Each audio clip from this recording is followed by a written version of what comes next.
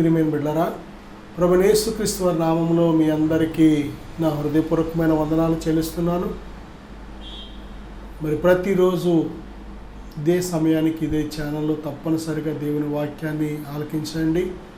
అలాగే ఈ మీడియా ద్వారా దేవుని వాక్యాన్ని ఆలకిస్తున్న ప్రతి ఒక్కరికి నా హృదయపూర్వకమైన వందనాలు. అలాగే ఈ సమయాన్ని దయచేసిన దేవాది దేవునికి కూడా మరి కృతజ్ఞతాస్తుతులు చెల్లిస్తున్నాను. దేవుని బిడ్డలారా, ఈరోజు దేవుని వాక్యం ఆయన మనవలే నరుడు కాడు అనే అంశం మీద దేవుని మాటలు మనం ధ్యానం చేయబోతున్నాం. దేవుని వాక్యానికి వెళ్ళే ముందుగా చిన్న ప్రార్థన చేసుకుందాం. పరిశుద్ధాత్మ సహాయాన్ని మనం తీసుకుందాం. పరిశుద్ధుడా, ప్రేమగల తండ్రి, ఈ వాక్యాన్ని ఆలకిస్తున్న ప్రతి బిడ్డను ప్రభువా ఇప్పుడే స్వాధీనపరచుకో తండ్రి. మాట్లాడండి నాయన, వినే చెవి గ్రహించే హృదయం దయచేయమని యేసుక్రీస్తు వారి నామములో అడుగుచున్నాను తండ్రి, ఆమేన్. ప్రియబిడ్డలారా, దేవుని యొక్క వాక్యాంశంలో మనం చూసినట్లయితే ఒక విషయాన్ని మనం గ్రహించగలం. ఆయన మనలాంటి నరుడు కాడు. దేవునిని మనము పొరబడుతున్న విషయాల్లో ఒక విషయం ఏమిటంటే, దేవుడు కూడా మనలాంటి నరుడు అనుకుంటున్నాం. మనలాంటి రక్త మాంసాలతో ఉంటాడు దేవుడు అనుకుంటున్నాం. మనలాంటి స్వభావం కలిగి ఉంటాడేమో అనుకుంటున్నాం. మనలాగే ప్రవర్తిస్తాడేమో, మనలాగే మాట్లాడతాడేమో, మనలాగే జీవిస్తాడేమో అనుకుంటున్నాం. కాదు. దేవుని యొక్క అన్ని విషయాల్లో, దేవుని యొక్క ఆయన కార్యముల్లో కానీ, ఆయన ప్రవర్తనలో కానీ, ఆయన మాటలో కానీ, ఆయన సమస్త క్రియలలో కానీ అన్నిటిలో దేవుడు ఒక ప్రత్యేకమైన వాడు. ప్రియబిడ్డలారా, సంఖ్యాకాండం 23:19 దేవుడు అబద్ధమాడుటకు ఆయన మానవుడు కాడు, పశ్చాత్తాపడుటకు ఆయన నరపుత్రుడు కాడు, ఆయన చెప్పి చేయకుండునా, ఆయన మాట ఇచ్చి స్థాపింపకుండునా. చూడండి, ఈ అబద్ధం అనేది అసలు ఎక్కడి నుంచి వస్తుంది? అబద్ధమాడే దేవుడు కాదు ఆయన. అసలు దేవునిలో అబద్ధం అనేది, అబద్ధానికి ఎక్కడా చోట్లేదు. యోహాను సువార్త 8:44-45 వరకు మనం చూసినట్లయితే, అబద్ధమునకు జనకుడు సాతాను, వాడు ఆది నుండి అబద్ధికుడు. శత్రువైన సాతాను ఆది నుండి అబద్ధికుడై ఉన్నాడని బైబిల్ స్పష్టంగా చెప్తుంది.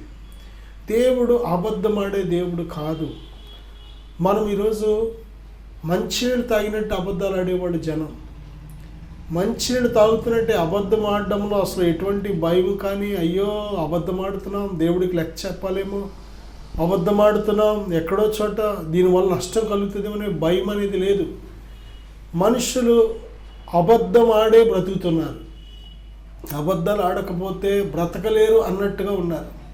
నిజమే, అబద్ధం ఆడకపోతే కొన్ని శ్రమలు వస్తాయి, నిందలు వస్తాయి, కొన్ని సమస్యలు వస్తాయి. కానీ అబద్ధం ఆడి మనము ధనము సంపాదించిన, అబద్ధం ఆడి జీవితాన్ని జీవించిన, ఎప్పుడో ఒకప్పుడు అది కొంప ముంచేస్తుంది. ఎప్పుడో ఒకప్పుడు అది మన మరణానికి దారితీస్తూ ఉంటుంది. ఎప్పుడో ఒకప్పుడు అది మనకు నింద అవమానానికి దారితీస్తూ ఉంటుంది. అబద్ధము లాడి మనం ఏది చేసినా ఏదో ఒక రోజు ఆ కొమ్మ ఇరిగిపోతుంది. ఏదో ఒక రోజు అది తప్పనిసరిగా బట్టబయలవుతుంది. ఆ రోజు సిగ్గుపడవలసి ఉంటుంది. దేని బిడ్డ, దేవుడు మనలాగా అబద్ధమాడే దేవుడు కాదు, పశ్చాత్తపడే దేవుడు కాదు.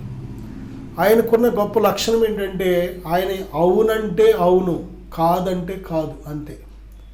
వీటికి మించినది దుష్టుని నుండి పుడుతుందని ప్రభు స్పష్టంగా చెప్తున్నారు మత్తయి సువార్తలో 6వ అధ్యాయంలో. ప్రియబిడ్డ, మనం అవునంటే అవును, కాదంటే కాదు అని ఉండాలి. అంతేకాని అబద్ధమాడి మనం ఏదైనా ఒక సత్యాన్ని నిలబెట్టినట్లయితే ఏదో ఒక రోజు అది ఓడిపోతుంది. అబద్ధమాడి జీవించినట్లయితే ఆ జీవితం ఎక్కడో చోట ఆగిపోతుంది, ఓడిపోతుంది. దేని బిడ్డలారా, దేవుని యొక్క వ్యక్తిత్వాన్ని కానీ మనం చూసినట్లయితే, దేవుని యొక్క మనస్సును కానీ మనం ఆలోచన చేసినట్లయితే, ఆయన అబద్ధమాడే దేవుడు కాదు. ఎంత మాత్రము అబద్ధం అనేది దేవునిలో ఎక్కడా లేదు, దేవుని వాక్యంలో లేదు. ప్రియులారా, ఆది నుండి అబద్ధికుడు ఎవడు, మనుషులను అబద్ధికులుగా చేసింది ఎవడు అంటే శత్రువైన సాతాను. సమయలు మొదటి గ్రంథం 15వ అధ్యాయం 29వ వచనంలో, ఇశ్రాయేలీలకు ఆధారమైన వాడు నరుడు కాడు, ఆయన అబద్ధమాడడు, పశ్చాత్తాపడడు. ఆయన అబద్ధమాడడు, పశ్చాత్తాపడడు. ఇశ్రాయేలుకు ఆధారమైన వాడు. ప్రియులారా, భూమి ఆకాశమును సమస్తమును సృజించిన దేవుడు ఆయన న్యాయవంతుడు, సత్యవంతుడు. అబద్ధం అనేది ఎక్కడ ఆయనలో లేదు. అబద్ధానికి చోటు లేదు ఆయనలో. దినవృత్తాంతాలు 2వ గ్రంథం 19వ అధ్యాయం 7వ వచనంలో, మన దేవుడైన యెహోవా యందు దౌష్ట్యము లేదు, ఆయన పక్షపాతి కాడు, లంచము పుచ్చుకొనివాడు కాడు. ఆయన పక్షపాతి కాడు, లంచము పుచ్చుకొనడం. ఆయనలో దౌష్ట్యము లేదు. దౌష్ట్యమన్నా దుష్టత్వం అన్నా ఒకటే. ఎటువంటి దుష్టత్వం లేదు ఆయనలో. ప్రియులారా, ఆయన పక్షపాతి కాడు. పక్షపాత బుద్ధి అనేది మనుష్యులకు ఉంటుంది. పక్షపాత బుద్ధి అనేది కేవలం నరుల్లో ఉంటుంది. ఒకరిని ఒకలాగా ప్రేమించడం, ఒకరికి ఒకలాగా తీర్పు తీర్చడం, న్యాయం తీర్చడం, ఇది మనుష్యులకు ఉంటుంది. ఈ లోక సంబంధమైన స్థానాల్లో, న్యాయస్థానాల్లో కూడా పక్షపాత బుద్ధి ఉంటుంది. ఒక వర్గానికి ఒక న్యాయం, ఒక వర్గానికి ఒక న్యాయం, ధనికుడికి ఒక న్యాయం, పేదవాడికి ఒక న్యాయం. ఇది మనుషుల్లో మాత్రమే ఉంటుంది. ఈ పక్షపాత బుద్ధి అనేది చాలామంది తల్లిదండ్రులు ఉంటుంది. ఒక కొడుకును ఒకలాగా, ఒక కొడుకును ఒకలాగా, ఒక కూతురును ఒకలాగా, ఒక కూతురును ఒకలాగా, కూతురును ఒకలాగా, కొడుకును ఒకలాగా. ఇది మనుషుల్లో ఉంటుంది. అన్నను ఒకలాగా, తమ్ముడిని ఒకలాగా, అక్కను ఒకలాగా, చెల్లిని ఒకలాగా, అమ్మను ఒకలాగా, నాన్నను ఒకలాగా ప్రేమించే బుద్ధి నరుల్లో ఉంటుంది. ఇది దేవుడు మనలందరినీ ఎలా ప్రేమిస్తున్నాడో తెలుసా? సమానంగా ప్రేమిస్తున్నాడు. ఎంత గొప్ప ప్రేమ! నా సహోదరుడా, సహోదరి, దేవుని యొక్క ప్రేమ మాదిరికరమైన ప్రేమ మనందరికీ. ఆయన మనలను ప్రేమిస్తున్నాడు. కుష్టి వ్యాధిగ్రస్తుడు వచ్చి నీకు ఇష్టమైతే అంటే, ప్రభు అన్నమాట నాకు ఇష్టమే, మనం ప్రేమించలేం. నరులు అలా కాదు. ఆరోగ్యంగా ఉన్నవారిని ఒకలాగా, అనారోగ్యంగా ఉన్నవారిని ఒకలాగా. ఒక పేదరాలు వస్తే ఆమెను కొనియాడారు. కారణం ఏంటంటే ఆయన అందరినీ సమానంగా ప్రేమిస్తున్నాడు. ధనవంతుడిని కూడా ప్రేమించాడు. ధనవంతుని ప్రేమించి దేవుడు ఏమన్నాడంటే, తనలో ఉన్న కొదువు ఏంటో చెప్పాడు. ఇదిగో ఇంకా నీకు ఒకటి కొదువుగా ఉంది, నీకు కలిగినది అమ్మి నువ్వు బేదలకు ఇచ్చి నువ్వు వచ్చి నన్ను వెంబడించు అని ప్రభు ప్రేమించి పిలిచారు. కానీ తనే లోబడలేకపోయాడు.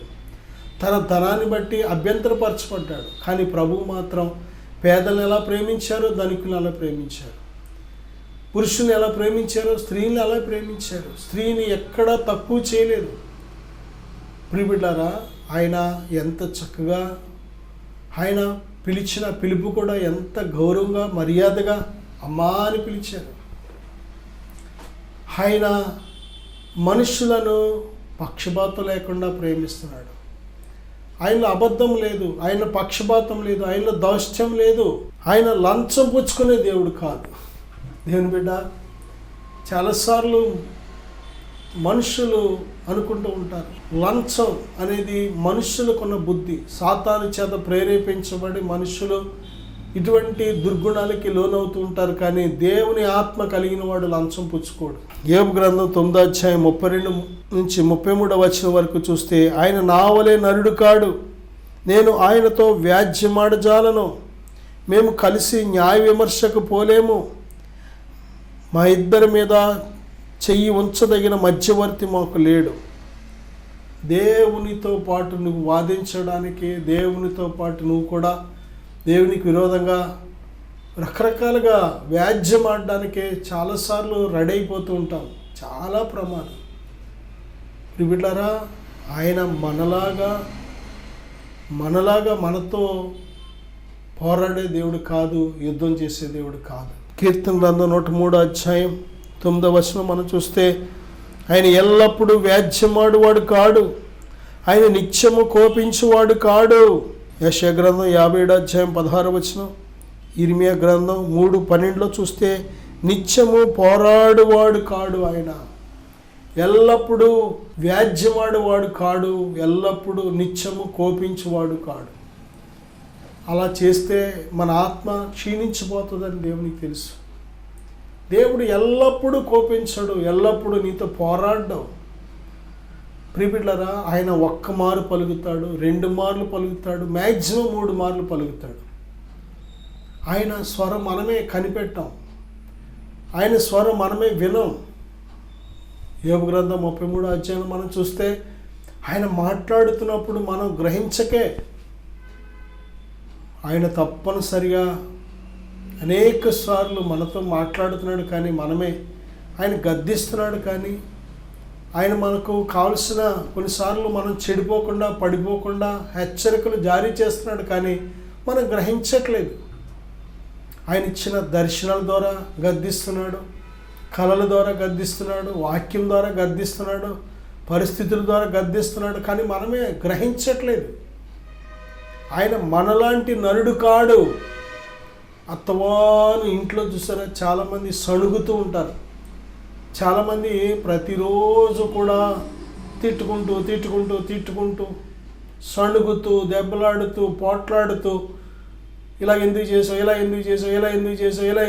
అత్తవాను విసిగించేస్తూ ఉంటారు. కానీ దేవుడు అలా కాదు. ఆయన నీకు చెబుతాడు, నేను హెచ్చరిస్తాడు.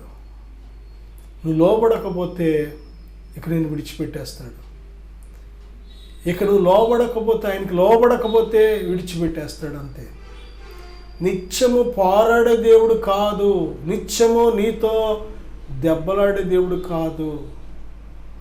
ఆయన సమయం ఇస్తాడు, నీకు సరి చేసుకుంటావని సమయం ఇస్తాడు, జీవితాన్ని మార్చుకుంటావని సమయం ఇస్తాడు. దేవుడిచ్చిన సమయం విలువ తెలియక, దేవుడిచ్చిన విలువైన సమయం దాని అర్థం ఏంటో తెలియక వ్యర్థంగా బ్రతికేస్తూ ఉంటాం. మనం దేవుని గురించి ఆలోచన చెయ్యం. దేవుడు ఏ ఉద్దేశంతో ఈ జీవితాన్ని ఇచ్చాడో, ఈ సమయాన్ని ఇచ్చాడో ఏమాత్రం కూడా ఆలోచన చెయ్యం. ప్రియబిడ్డ, మనం చేస్తున్న భయంకరమైన పాపము, పొరపాటు ఏంటంటే, ఎందుకు దేవుడు ఈ అవకాశం ఇచ్చాడు మనకి? ఈరోజు సజీవులుగా ఉన్నామంటే మన గొప్పతనం కాదు, మన శక్తి సామర్థ్యతలు కాదు. ఈరోజు ఆయుష్తో ఉన్నాం, ఆరోగ్యంతో ఉన్నాం, ఈరోజు మరొక రోజును మనం చూడగలిగామంటే ఇది దేవుడు మనకు ఏ ఉద్దేశంతో ఇచ్చాడు? సరి చేసుకోవడానికి ఇచ్చాడా, లేక మన ఇష్టానుసారంగా బ్రతకమని ఇచ్చాడా? ఆలోచన చెయ్యం. ఈరోజు చాలామంది చేస్తున్న పొరపాటు, దేవుడిచ్చిన విలువైన ఆయుష్కాలాన్ని దేవుడు ఎందుకు ఇచ్చాడో గ్రహించలేకపోతున్నారు. డబ్బు సంపాదించుకోవడానికి కాదు ఇచ్చింది, నీ ఇష్టం వచ్చినట్టు నువ్వు నీ శరీర క్రియల చేత జీవించడానికి కాదు దేవుడు నీకు ఇచ్చింది. లోక సంబంధిగా జీవించడానికి కాదు దేవుడు నీకు ఇచ్చింది. సాతానికి ఏజెంట్గా ఉండడానికి కాదు దేవుడు నీకు ఇచ్చిన ఆయుష్కాలం. ప్రియబిడ్డ, దేవుని కుమారుడిగా కుమార్తెగా బ్రతకడానికి దేవుడు ఇచ్చాడు. ప్రార్థన ఏకీవిద్దాం, విశ్వాసముతో వచ్చిన ప్రార్థన చేద్దాం. పరిశుద్ధుడా, ఘనమైన తండ్రి, ఈ వాక్యాన్ని ఆలకించిన ప్రతి బిడ్డను దర్శించండి అయ్యా, మాట్లాడండి ప్రభువా. మీరు మా వలె నరుడు కాదు నాయన, నీతిమంతుడైన దేవుడవు, సమాధానానికి కర్త, పరిశుద్ధుడైన దేవుడవు, న్యాయవంతుడైన దేవుడవు నాయన, క్షమించడానికి సిద్ధమైన మనస్సు కలిగిన దేవుడవు నాయన. మేమందరము రక్షించబడతామని దినమంతా మా కోసం ఎదురు చూస్తున్నావు ప్రభువా. నాయన, మీ ప్రేమను, మీ వాత్సల్యతను మా పట్ల చూపిస్తున్నందుకు వందనాలు. ఎంతైనా మీకు రుణస్థులం ప్రభువా, ఏమి ఇచ్చినా మీ రుణం తీర్చలేం. ఈ ప్రార్థన ఎక్కివిస్తున్న ప్రతి బిడ్డను నాయన దర్శించండి, రక్షించండి నాయన. మీ మనస్సు అర్థం చేసుకొని ప్రభువా, అయ్యా మీ ఆత్మకు చోటిచ్చి మీ వాక్యమనే బాటలో నడుచుటకు సహాయం దయచేయమని, దీవించమని, ఆశీర్వదించమని యేసుక్రీస్తు వారి నామంలో ప్రార్థిస్తున్నాను తండ్రి, amen. God bless you.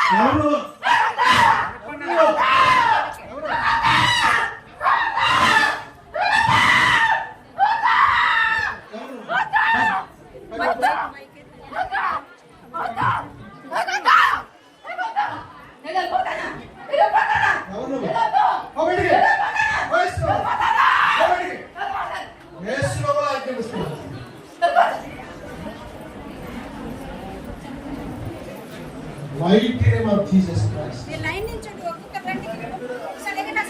You are free. దేవుని విడిపించండి. చప్పట్లు కొడదాం.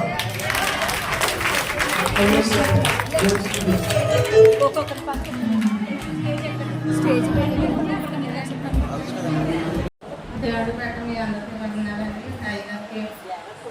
టైగర్ అందరికీ సహోదరులు అందరికీ వందనాలండి. 3 వారాల క్రితం శుక్రవారం నేను అయితే సంవత్సరం బట్టి చాలా ఆదాయంతో బాధలతో ఎన్నో హాస్పిటల్ తిరిగాను, ఎన్నో ఇది చేసాను, కానీ నాలో ఉన్న ఆరోగ్యం అయితే మరి ఇది అవ్వలేదు. అయితే డాక్టర్లు అయితే నువ్వు ఏ పని సెట్ తీయలేదమ్మా, నువ్వు ఎంతసేపు రెస్ట్గానే ఉండాలి అని చెప్పారు. ఏం చేద్దాను, నేనైతే ఎలా బతకాలో నాకైతే తెలియదు, నేను దిక్కు లేదాన్ని, నువ్వే దిక్కు నాకు ఇంకెవరైతే అనేసి నేను దేవుడు ప్రార్థించి 3 వారాల క్రితం నుండి శుక్రవారం వచ్చాను. వచ్చిన తర్వాత దైవజనులు నాకు ప్రార్థన చేసి తైలం కోసమే తెలుసండి. తర్వాత ఏమైందో నాకు తెలియదు అసలు. పోసిన తర్వాత నాకైతే దేవుడు చదువు ఇప్పుడు మట్టుగా నాకు చాలా బాగుందండి, ఆరోగ్యం చాలా బాగుంది.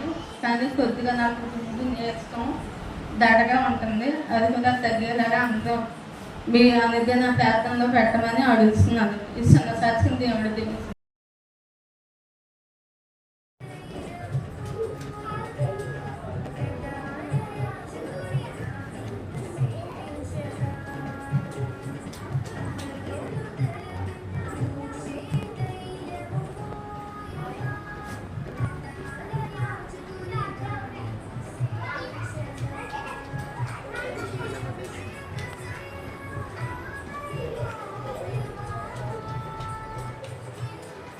దేవుని నామానికి వందనాలు, దైవజనులకు వందనాలు, లైవ్లో చూస్తున్న మీ అందరికీ నా వందనాలు. నా పేరు గిరి. నేను తాడేపల్లిలో ఉంటాను. ఒక చిన్న జ్యువెలరీ షాప్లో వర్క్ చేస్తూ ఉంటాను. అసలు దేవుడు అంటే ఏంటో నాకు తెలియదు, ఏమీ తెలియదు. ఫస్ట్లో నా పాత జీవితం చాలా దారుణంగా ఉండేది. దేవుని యందు భయభక్తులు లేకుండా ఏమీ లేకుండా ఉండేవాడిని నేను. సిగరెట్లు కాల్చడం, మందు తాగడం, స్నేహితులతో బయటకు వెళ్ళడం, సినిమాలకు వెళ్ళడం, అలా ఉండేది నా జీవితం. దేవుడు అంటే అసలు ఏమిటో తెలియదు. దేవుడు ఉన్నాడా అనే ఆలోచన కూడా నాకు ఉండేది కాదు. మన కోసం ఒకరు ప్రాణం పెట్టారని కానీ అది కానీ ఏమీ ఉండేది కాదు. నా జీవితం నా ఇష్టానుసారంగా ఇంట్లో తల్లిదండ్రుల మాట వినకుండా ఫ్రెండ్స్తో తిరగడం, సినిమాలకు వెళ్ళడం, తాగడం లాంటివి చేసేవాడిని. కానీ ఒకరోజు మా ఇంటి దగ్గర ఉన్న దైవజనులు ఒకసారి నన్ను సన్నిధికి తీసుకెళ్ళారు. చిన్నతనం అప్పుడు ఏమీ తెలీదు, వారితో పాటు సరదాగా వెళ్ళేవాడిని కానీ అంత చిన్నప్పుడు కదా అసలు ఏమీ తెలిసేది కాదు. వెళ్ళేవాడిని, వచ్చేవాడిని. కానీ అలా చిన్నతనంలో దేవుని దగ్గరికి వెళ్ళడం, వాక్యం వినడం ద్వారా ఏమో కానీ వెళ్ళేవాడిని. 1 సంవత్సరం అలా వెళ్ళేవాడిని. తర్వాత నేను దేవునికి చాలా దూరం అయిపోయాను. చిన్న కారణాల వల్ల హైదరాబాద్ వెళ్ళాను. హైదరాబాద్ వెళ్ళడం వల్ల ఇంకా దారుణమైన స్థితికి నేను వెళ్ళిపోయాను. సిగరెట్లు కాల్చడం, సినిమాలు చూడడం వంటివి దేవుడికి పూర్తిగా వ్యతిరేకంగా ఉండేవాడిని. కానీ ఒకరోజు నా మనసుకు అనిపించింది, నువ్వు చర్చికి వెళ్ళేవాడివి, బైబిల్ చదివేవాడివి, దేవుని వాక్యం వినేవాడివి కదా, ఏమైందని నా మనసుకు అనిపించేది. అది నేను లెక్క చేసేవాడిని కాదు. ఫ్రెండ్స్తో, స్నేహితులతో పాటు నా ఇష్టానుసారంగా వెళ్ళేవాడిని. కానీ ఒకరోజు దైవజనులు నన్ను చూసి అమ్మ సన్నిధికి రాలేదు అని అడగడం వల్ల ఒకరోజు మళ్ళీ వెళ్ళాను. కానీ అలాగా అటువైపు ఉంటూ వాళ్ళకి తెలియకుండా, ఎవరికి తెలియకుండా సన్నిధికి వెళ్ళామన్న పేరుకే కానీ నా ఇష్టానుసారంగా ఉండేది జీవితం. కానీ ఒకరోజు దేవుడు నాతో మాట్లాడాడు వాక్యం ద్వారా. అప్పటి నుంచి నేను దేవుళ్ళో ఎదుగుతూ వచ్చాను. నేను 4 సంవత్సరాల క్రితమే నేను రక్షణ పొంది 4 సంవత్సరాలు అవుతుంది. అప్పటి నుంచి నేను దేవుళ్ళో ఎదగడం ప్రారంభించాను. నేను 2021 సంవత్సరం నవంబర్ 26 రక్షణ పొందాను. దేవుడు నాకు మంచి రక్షణనిచ్చాడు. దేవుడు అనేక కార్యాలు నా జీవితంలో దేవుడు చేశాడు. రక్షణ పొందిన ముందు నా జీవితం చాలా దారుణంగా ఉండేది. స్నేహితులతో బూతులు మాట్లాడడం కానీ, లేకపోతే స్నేహితులతో తిరగడం కానీ మరీ దారుణంగా ఉండేది నా జీవితం. స్నేహితులతో కలిసినప్పుడు సిగరెట్లకి డబ్బులు లేకపోతే మేము ఒక చోటన సిగరెట్లు కాల్చేవాళ్ళం. అక్కడ అగ్గిపెట్టెలతో పాటు సిగరెట్లు కాల్చేసాక చిన్న చిన్న ముక్కలు వదిలేస్తాం కదా, డబ్బులు లేనప్పుడు అవి ఏరుకొని మరీ సిగరెట్లు కాల్చేంత దీనమైన స్థితిలోకి నేను వెళ్ళిపోయాను. దేవుడు ఆ బంధకాల నుంచి దేవుడు నన్ను విడిపించాడు, మందు నుంచి విడిపించాడు, సినిమాల నుంచి విడిపించాడు.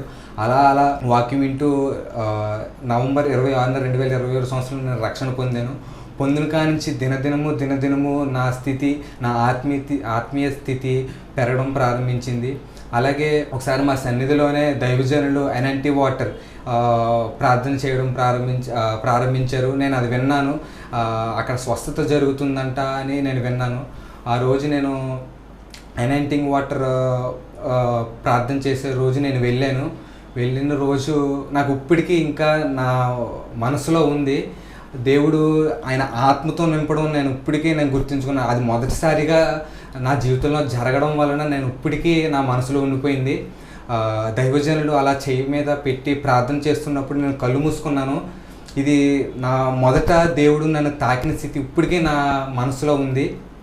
ఆయన చేయి పెట్టి ప్రార్థించినప్పుడు దేవుడు ఆయన ఆత్మతో నింపాడు. అది మీకు చెప్పడానికి ఎలా అంటే, నడినెత్తి నుంచి అరికాలు వరకు మనకి నీటి బిందువు ఇక్కడ వేస్తే ఎలా అయితే కిందకి జారుకుంటా వస్తుందో ఆ బటన్ వేలు వరకు, అలా ఆయన ఆత్మతో నింపడం నేను గ్రహించాను. అప్పటి నుంచి నా ఆత్మీయ స్థితి దినదినము అభివృద్ధి చెందింది.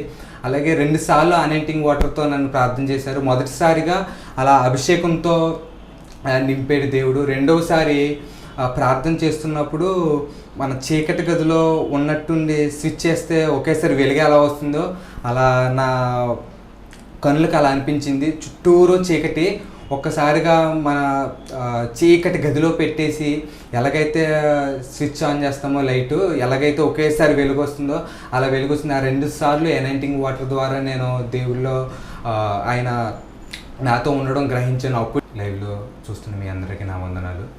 నా పేరు గిరి. నేను తాడేపల్లిలో ఉంటాను. ఒక చిన్న జ్యువెలరీ షాప్లో వర్క్ చేస్తూ ఉంటాను. నా ఆత్మీయ జీవితంలో దేవుడు ఎన్నో కార్యాలు చేశాడు, ఎన్నో అద్భుతాలు చేశాడు.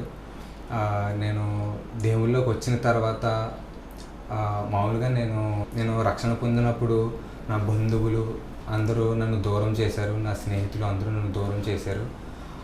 కానీ ఆయన ప్రేమ నన్ను ఎంతగానో ఆదరించింది, ఎంతగానో నన్ను ఆదరించి దగ్గరికి తీసుకుంది.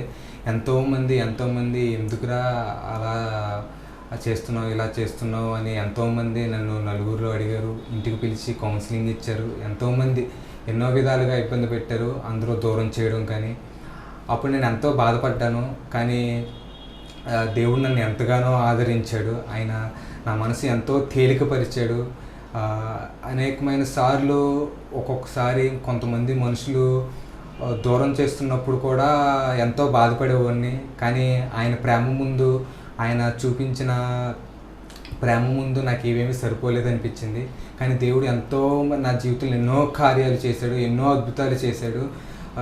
నా మనసు అప్పటి నుంచి నెమ్మదిగా ఉంది. దేవుడు అనేక కార్యాలు నా జీవితంలో చేశాడు.